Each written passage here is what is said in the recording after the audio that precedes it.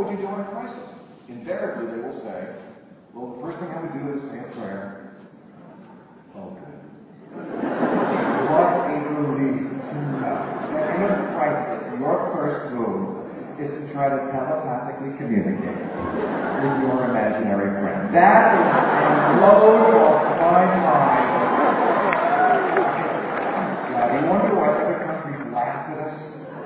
I want to see a race between Mitt Romney, who believes in magic underwear, and Joe Lieberman, who doesn't use electricity on a Friday night. I want to see that president. Because, you know, if there's a nuclear attack on a Friday night, he has a Shabbos goy to push the nuclear button.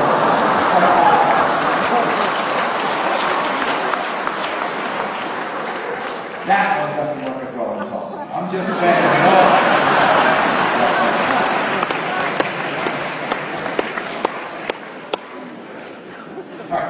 second question, again, very basic question. And this is a question I could ask any religious person when they say almost anything. And that is, how do you know this? How do you know this? The way they describe the next world in such detail. You know, when you die, you get 72 virgins. Not 68, not 80, no, 70. The Mormons will tell you Jesus will come back to Missouri, not Kansas. I was told as a little Catholic boy, when you die, you will ascend to heaven. Jesus will be sitting at the right hand of the Father. He'll have the head of a lamb. There'll be 12 angels behind him. They'll be feeding him grapes. They have a white tunic with gold piping on the sleeve. 16, usually blowing a trump. How the fuck do you know this? This movie is not playing in my head. How do I get into this octoplex?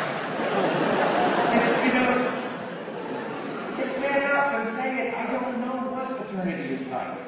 But I saw Inception. I know what it feels like.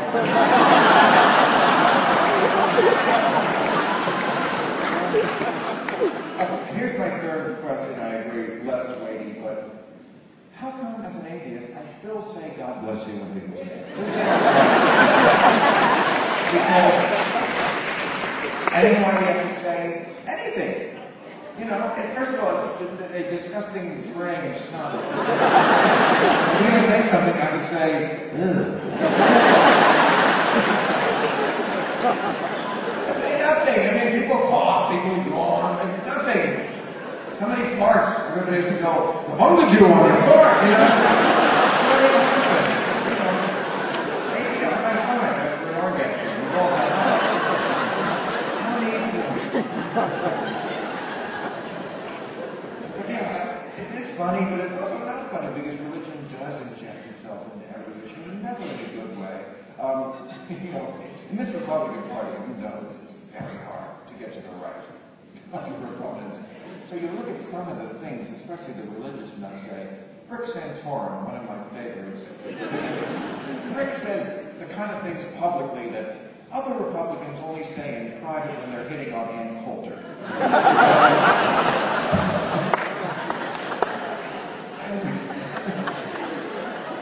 Rick said if we allow gay marriage, it will lead to bestiality. Which I don't think is true. Because I have a dog. And I don't fuck him. I don't fuck my dog. And the reason I don't is not the law. We just don't have that kind of a relationship.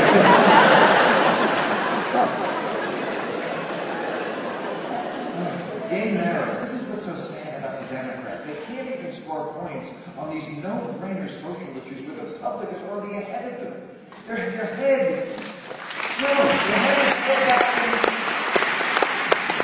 Their heads are still back in 2004. Yes, back then, gay marriage was a wedge issue for the Republicans. That's how Bush got reelected. They put gay marriage on the ballot in like 11 states, and all these rednecks came out to vote against gay marriage. That's what was fucking up their marriage.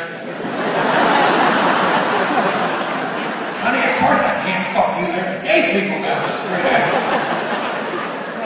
Just the smell of ass wafting over here. I can't get a hard run. Of course I'm still attracted to you. It's the gay people down the street. So they got all those people to come out to the ballot box to vote against that, and of course, while they were there, they pulled the lever for Bunkles the Clown. But this isn't 2004. It's post-Glee now. People are different. Pot is another one. You know, we passed a milestone.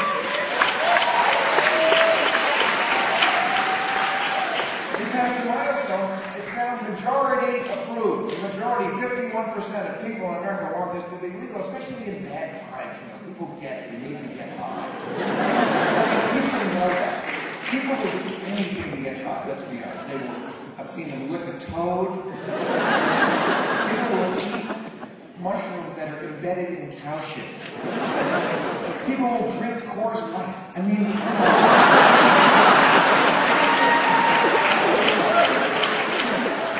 That's exciting. 51% of Americans now think it should be legal. No question, it's the whole thing legal. Over 70% think medical marijuana should be legal. 97% of Americans think it's cool to get the dog high.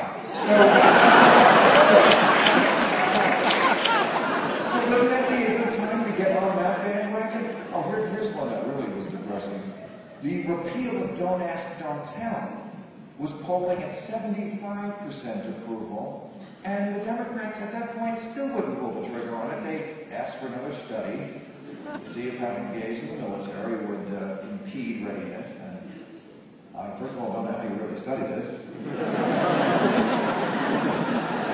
Johnson didn't want to blow me. Well, I fire this rifle at those targets down there, and we'll compare my scores to when you're not blowing me, and we'll see if it'll be steady. All right, here we go. A little to the left. No, not you. You're perfect. I mean,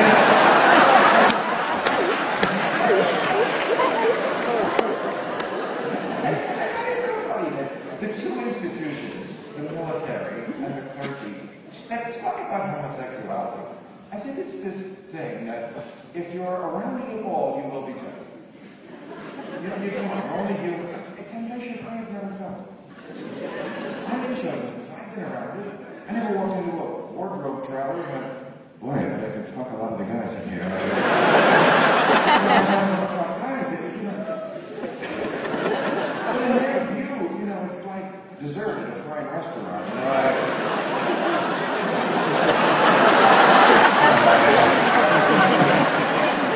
I haven't had any cock all week. I suppose I could have one.